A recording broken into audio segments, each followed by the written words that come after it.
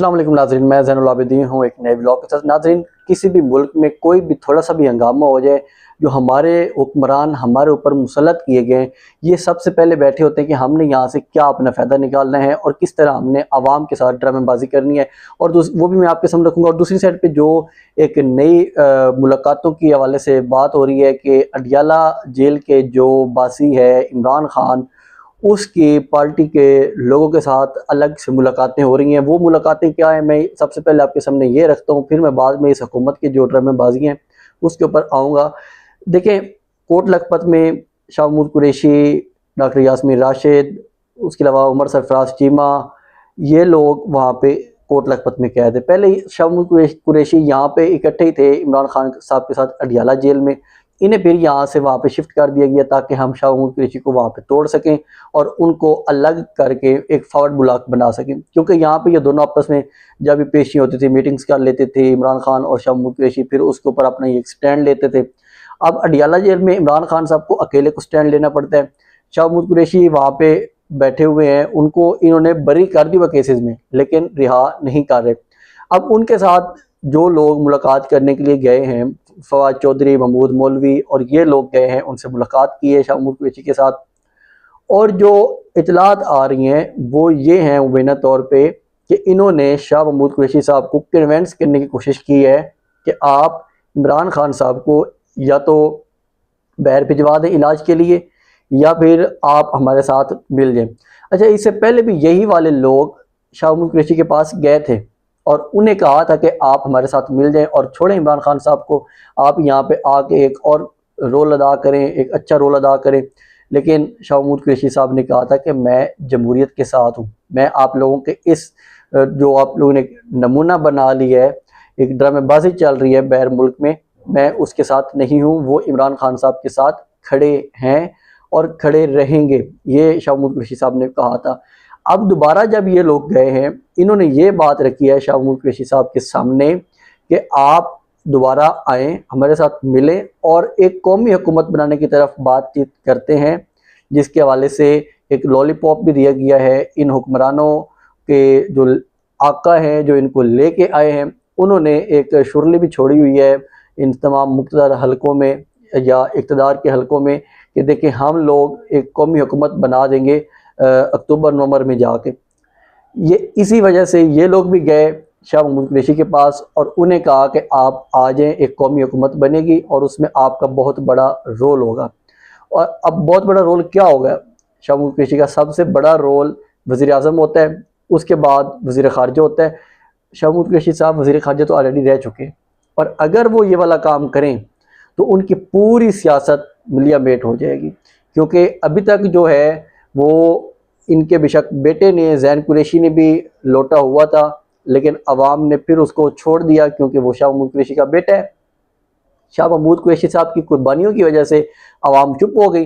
लेकिन अगर शाह महमूद कुरैशी साहब भी इमरान खान को छोड़ के बैर आके एक अपना कौमी हुकूमत बनाने में एक रोल अदा करते हैं, इमरान खान की परमिशन के बग़ैर, उनकी परमिशन के अलावा वो ये वाला काम करेंगे, तो वो अपनी सियासत भी ख़त्म कर बैठेंगे। क्योंकि इस वक्त जो सियासत चल रही है वो टोटली तौर पे इमरान खान के इर्द गिर्द सियासत चल रही है। इमरान खान ही है जिसको आवाम चाहती है, आवाम सपोर्ट करती है, और इमरान खान का एक मौक़िफ़ है, वो ये मौक़िफ़ है कि जिनके पास इख्तियार हो, जिनको अवाम मुंतखब करे, वही आके पॉलिसियाँ बनाएं, वही आके हुकूमत चलाएं। ये ना हो कि पॉलिसियाँ कोई और बनाए, हुकूमत कोई और चलाए और सारा नज़ला आके गिर जाए सियासतदानों के ऊपर। तो इस वजह से अब तो बिल्कुल इस वक्त तक जो सिक्का चल रहा है वो इमरान खान के। और शाह महमूद कुरैशी साहब ने पहले भी इन लोगों को भगा दिया था। ये लोग गए थे, उनसे मुलाकात करने के लिए भी हॉस्पिटल में पहुंचे थे कि हम उनसे किसी तरह मुलाकात कर सकें। लेकिन अब पिछले कुछ दिनों से जो कोट लखपत में कैदी हैं, उन्होंने एक पैगाम भिजवाया है कि मुज़ाकरात के रास्ते खोले जाएँ। जब आप लोग पूरी दुनिया में मुज़ाकरात करवाते फिर रहे हैं, आसिम मुनीर साहब की वो तारीफ़ कर रहे थे कि अगर वो पूरी दुनिया में मुज़ाकरात के लिए, जंग रुकवाने के लिए कोशिश कर रहे हैं, तो अपने मुल्क के अंदर जो एक तबाही फैली हुई है, अच्छा ये कहते हैं तबाही सिर्फ गोली बारूद से आती है, ये मुकम्मल तौर पे तबाही है कि इस वक्त ना हमारे मुल्क में मईशत चल रही है, गुर्बत आसमान पे पहुंच गई है, कहीं पे कोई शुरली फटाका चलता नहीं है। हमारी जो हुकूमत बैठी है ये फ़ौरन से तेल ऊपर लेके चली जाती है और वहाँ से अपने लेवी के ज़रिए पैसे इकट्ठा करती है।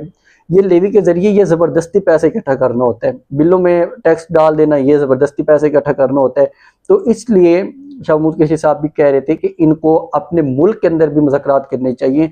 महमूद खान चकज़ई बार बार कह रहे हैं कि अगर आप लोग कहते हैं जी फलां माफ़ी मांगे तो सब लोग माफ़ी मांगेंगे, जर्नल माफ़ी मांगेंगे, सुप्रीम कोर्ट माफ़ी मांगेगी, सियासतदान माफ़ी मांगेंगे, फिर हर तबका माफ़ी मांगे और उसके बाद फिर आगे चलेंगे। लेकिन अगर ये वाला काम नहीं हो सकता तो फिर ये मुल्क में एक अदम इस्तेकाम रहेगा। ये इनकी गलत फहमी है जो बैठे हैं ना 2050 तक का प्लान बना के। बेशक आप 2050 क्या इससे भी आगे का प्लान बना लें, तब तक मुल्क में इन्वेस्टमेंट नहीं आएगी, जब तक मुल्क में एक इस्तेकाम नहीं होगा। अब अगर इमरान खान को भी फ़र्ज़ किए ये लोग निकाल दें कि इमरान खान को भी चलो ठीक है, वो उसकी पार्टी भी साइड पे होगी, पीटीआई भी, लेकिन जिनको ये खुद लेके आए हुए हैं वो खुद आपस में एक दूसरे के पाँव काटने में लगे होते हैं। वो कहते हैं यहाँ पे मेरा हिस्सा ज़्यादा बनता है, वो कहते हैं यहाँ पे मेरा हिस्सा ज़्यादा बनता है, वो कहते हैं हम इनको इनके खिलाफ अदम एतमाद लेके आ जाएंगे, ये जालिम हुकूमत है। जो लोग हुकूमत में बैठे हुए वही ये बातें कर रहे होते हैं, जिसमें आसिफ जरदारी की पार्टी को आप लोग देख लें कि वो उसकी पार्टी हर दफ़ा यही कहती है कि जो PMLN है वो हुकूमत में है, हम तो हुकूमत में है ही नहीं। हालांकि सिंध में हुकूमत इनकी, सदर इनका, बड़े बड़े ओहदे इनके पास, जो भी आइनी ओहदे हैं इनके पास है, गवर्नर्स इनके बैठे हुए हैं, लेकिन कहते हैं हम तो हुकूमत में है ही नहीं। तो ये इस तरह की जो एक इन्होंने एक नया तजर्बा किया कि एक वो पार्टी जिसको अवाम ने मुंतखब किया, अवाम को निकाल के ये खुद आके बैठ गए, तो अब ये इनसे मुल्क नहीं चल रहा। और इसलिए ये बार बार कभी कौमी हुकूमत, कभी फलां, कभी फलां, कभी फलां, इन चीज़ों के साथ मुल्क में हमेशा अदम इस्तेकाम ही रहते होते हैं। ये बड़े सियाने हैं, लेकिन इनको बंदा क्या समझाए कि जो भी देखेगा वो ये सोचेगा कि यार हमने किस मुल्क, किस आदमी के साथ जाके, या कौन से वज़ीरों के साथ जाके, या कौन से वज़ीर आज़म के साथ जाके हम लोगों ने बातचीत करनी है और उसके बाद फिर आगे मामलात लेके चलने हैं। क्योंकि जो पॉलिसियाँ हैं इस वक्त शहबाज हुकूमत की, वो अलग पॉलिसियाँ हैं, इनका अपना एक नज़रिया है, इनका अपना एक मकसद है। जो इमरान खान है उसकी एक अपनी पॉलिसी है, उसका अपना नज़रिया है। लेकिन जो पीछे बैठे हुए हैं, जो डोरे हिलाते हैं सारियाँ, उनका एक अपना नज़रिया है। तो इसलिए जब तक डोरे हिलाने वाले वो एक बंदा आता है, उसका अपना नज़रिया पूरे मुल्क के ऊपर लागू कर दिया जाता है कि उसका ये नज़रिया है।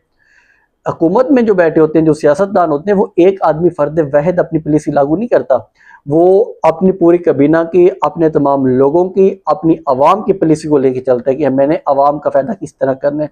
ये अलग बात है कि ये जो हमारे हुक्मरान है इस वक्त ये खाने पीने पे लगे हुए हैं, लेकिन असल में सोचना इन्होंने आवाम का होना होता है। तो ये एक मुकम्मल तौर पे शाह महमूद कुरैशी को जो एक पैगाम पहुँचाया गया, उनको ऑफ़र करवाई गई कि आप हमारे साथ दोबारा मिल जाएँ, तो उसके मैंने सारी सिचुएशन आपके सामने रख दी है कि शाह महमूद कुरैशी, हमारा नहीं ख्याल कि वो इस तरह के किसी भी प्लान में जाएंगे और अपनी सियासत को गर्क कर लेंगे, सियासत को ख़त्म कर लेंगे, क्योंकि उन्होंने आगे अपनी बेटी को भी तैयार कर लिया हुआ है सियासत के लिए, अपने बेटे को भी तैयार कर लिया हुआ है सियासत के लिए। अगर ये वाला काम करेंगे तो आवाम उनसे मज़ीद नफ़रत करेगी, अगर इमरान खान की परमिशन के बग़ैर ये कुछ होता है। लेकिन इमरान खान की भी एक हमेशा से डिमांड रही है कि पहले मेरे जो असीरान हैं, मेरे जो पार्टी लीडरशिप है, उनको निकाला जाए, उसके बाद फिर मैं बह रहूँगा। तो ये इमरान खान का भी एक मौक़िफ़ रहा है। अब मैं ज़रा बताऊँ कि जो ये पेट्रोल बम गिराया गया है अवाम के ऊपर, हमारी जो ये एक तजर्बाकार हुकूमत की जानिब से, वो ये है कि इस हुकूमत को जब तेल कम करने के बारे में कहा जाता है तो ये कहते हैं कि 1 रुपया कम कर देते हैं, 2 रुपया कम कर देते हैं, लेकिन जैसे ही वहाँ पे एक शुरली चलती है, एक पटाखा चलता है ईरान और अमेरिका के दरमियान में, तो फ़ौरन से ये 10 से 20 रुपये पेट्रोल डीजल ऊपर लेके चले जाते हैं। अभी भी इन्होंने 10-10 रुपये बढ़ा दिए हैं, पेट्रोल भी और डीजल भी। तो इनसे बंदा पूछे कि आप लोगों की ये पॉलिसियाँ, आप लोग यहाँ पे और इस अदम इस्तेकाम आगे लेके चलने के मूजब बन रहे होते हैं। तो ये खैर इन्होंने क्या सोचना आवाम का, ये तो 400 रुपये पे ही लेके गए तो आवाम चुप करके बैठी रही, आवाम बर्दाश्त करती रही। तो अब ये कहते हैं कि भाई जब आवाम इतना बर्दाश्त कर सकती है तो हम और भी रगड़ा लगाएंगे। अब मैं थोड़ा सा आपके सामने रखता हूँ बलूचिस्तान के वाले से। बलूचिस्तान में जो वहाँ पे शहदा हुए, उसके बाद एक ऑपरेशन शुबान के नाम से शुरू किया गया है।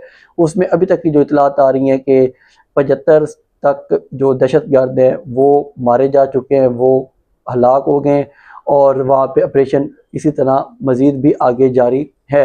इंटेलिजेंस बेस्ड ऑपरेशन चल रहा है, लेकिन यहाँ पे जिन लोगों ने सुस्ती की, जिन लोगों ने गफलत बरती, उनके ऊपर कोई एक्शन नहीं लिया गया।